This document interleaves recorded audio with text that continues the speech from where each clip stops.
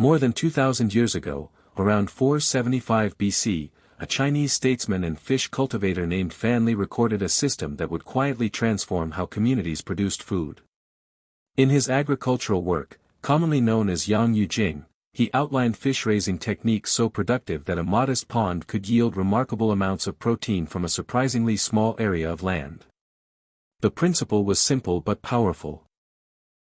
Design a balanced water ecosystem where fish, plants, and microorganisms support one another. Once established, the pond required minimal outside input. Families could harvest food year after year without constant feed purchases, complex infrastructure, or dependence on distant supply chains. These methods endured through shifting dynasties, regional conflicts, and rising empires because they worked. Knowledge that keeps people fed rarely disappears. Yet in modern America, few households are familiar with small-scale pond aquaculture, despite the fact that fish farming has sustained more people across history than almost any other concentrated protein system. That gap in awareness raises an important question. Today, we're exploring how to create a regenerative backyard pond ecosystem, one that functions almost like a living pantry. By the end, you'll understand how to build a self-sustaining protein source that largely feeds and regulates itself, producing more than enough food for an average household. And imagine this, years from now, while others stress over rising grocery bills and fragile supply chains, you step outside, look across your pond, and feel a quiet confidence that comes from producing your own food. But before we get there, you need to understand one crucial principle. The history. How this knowledge slipped away. Long before written manuals and royal decrees, the idea began with simple observation. Around 3500 BC, during the Neolithic era along the Yellow River in northern China, farmers noticed a pattern. After seasonal floods receded, fish, especially carp, were left behind in shallow pools scattered across the landscape. Instead of letting those pools dry up, people deepened them slightly and sealed the edges with clay.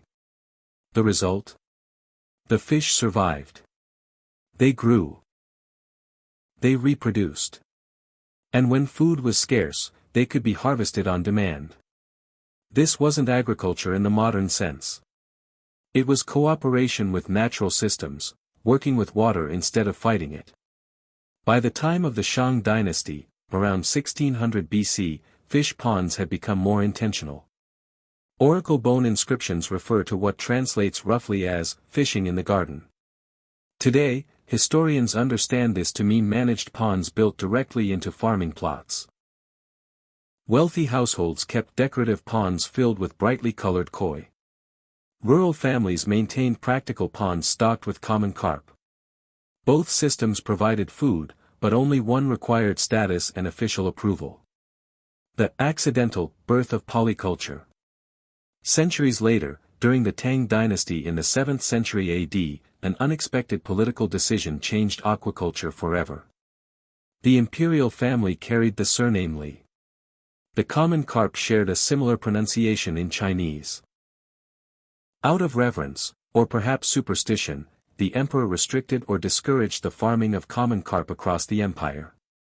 For farmers, this was devastating. Carp had been a primary protein source for generations.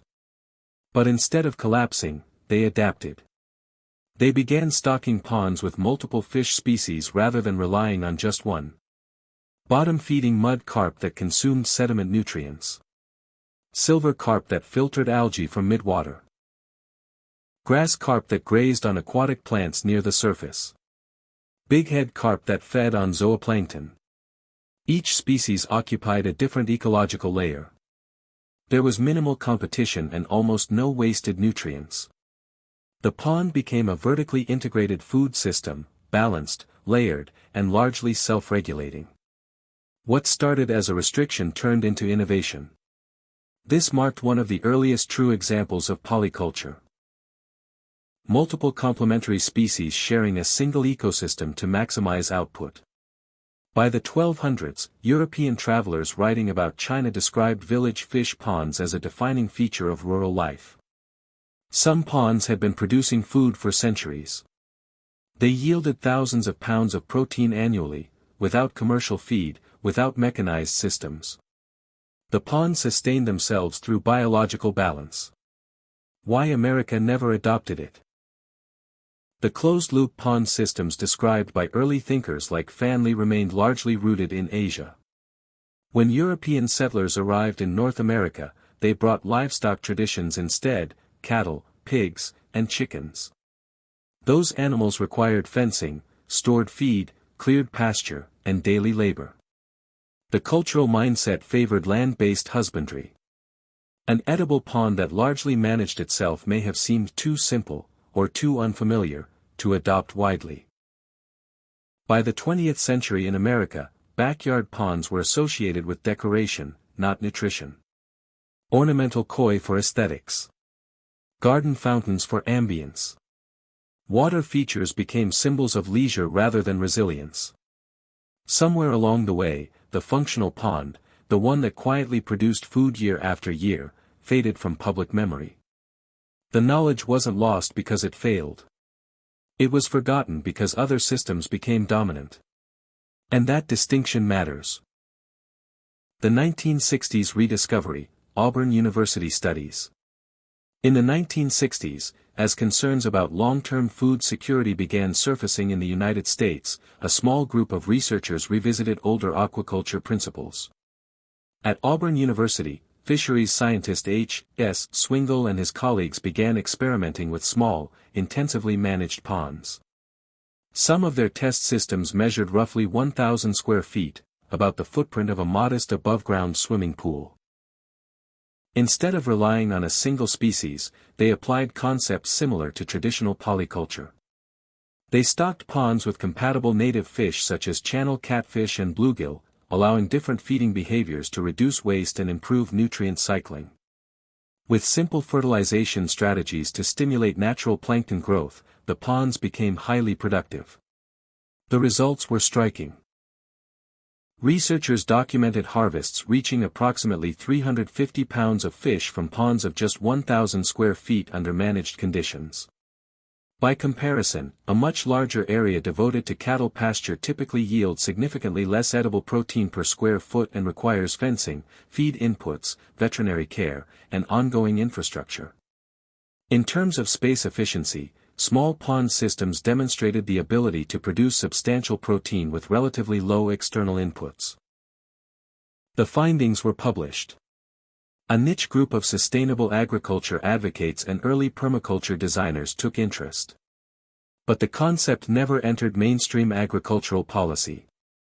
There were no major subsidy programs built around backyard pond systems, no widespread extension office campaigns promoting small-scale fish production for households.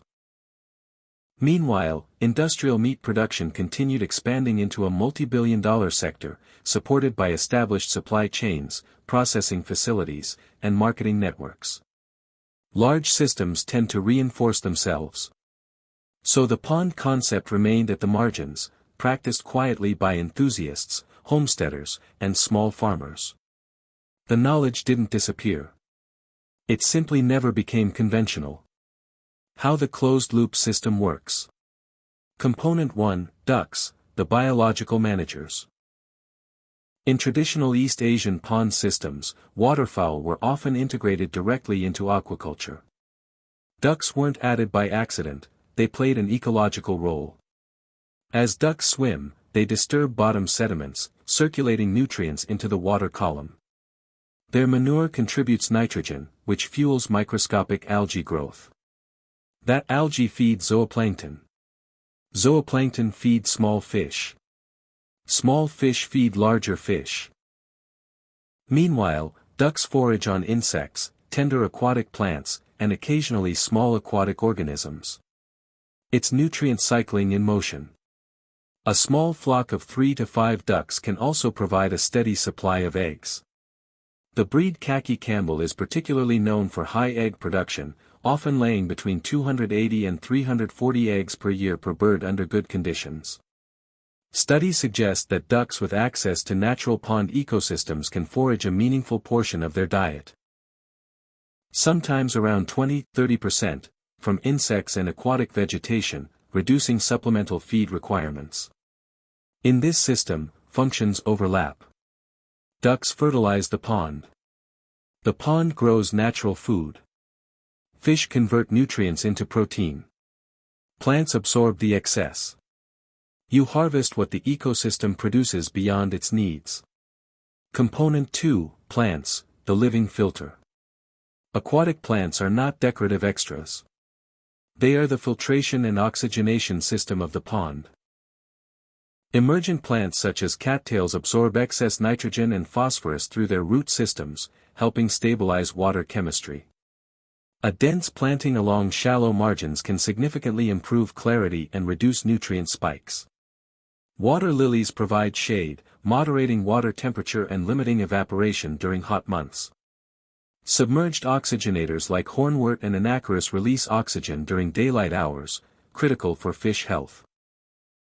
Floating plants such as water lettuce and duckweed are extremely efficient at nutrient uptake. In fact, duckweed has been studied in wastewater treatment systems for its rapid growth and nutrient absorption capacity. Under optimal conditions, it can double its biomass in under 2 days. Ducks readily consume it, turning excess nutrients into eggs. Modern aquaponics research, essentially a controlled form of polyculture, has demonstrated that plant systems can remove a large percentage of nitrogen waste generated by fish. The plants absorb nitrates. The water clears. The fish remain healthy. When balanced correctly, the system becomes low maintenance because each component moderates the others. Component 3, fish, the protein engine. Fish selection depends on climate and local regulations. In much of the United States, bluegill and channel catfish are common pond species. Bluegill are hardy and reproduce naturally once established, creating a self-renewing population.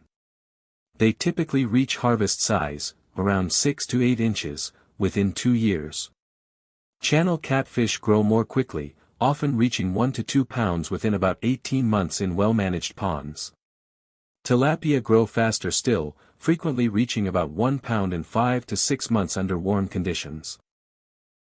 A small pond stocked with 50 tilapia fingerlings can yield a substantial harvest within a single growing season. However, tilapia are restricted or regulated in certain states because of their invasive potential in warm climates. Always verify local wildlife and aquaculture regulations before stocking any species. The goal is not maximum density. It's balance. Component 4, bacteria, the invisible workforce. The most important players in the pond are invisible. Beneficial nitrifying bacteria convert ammonia, from fish waste and decomposing matter, into nitrites, and then into nitrates. Plants absorb those nitrates as fertilizer. This process, known as the nitrogen cycle, is the biochemical backbone of the entire ecosystem. Once established, the cycle largely maintains itself. Instead of managing daily inputs like an industrial farm, you are observing and gently adjusting a biological community. You are not operating machinery. You are stewarding relationships between organisms. Don't forget to like, share, subscribe, and press the bell icon.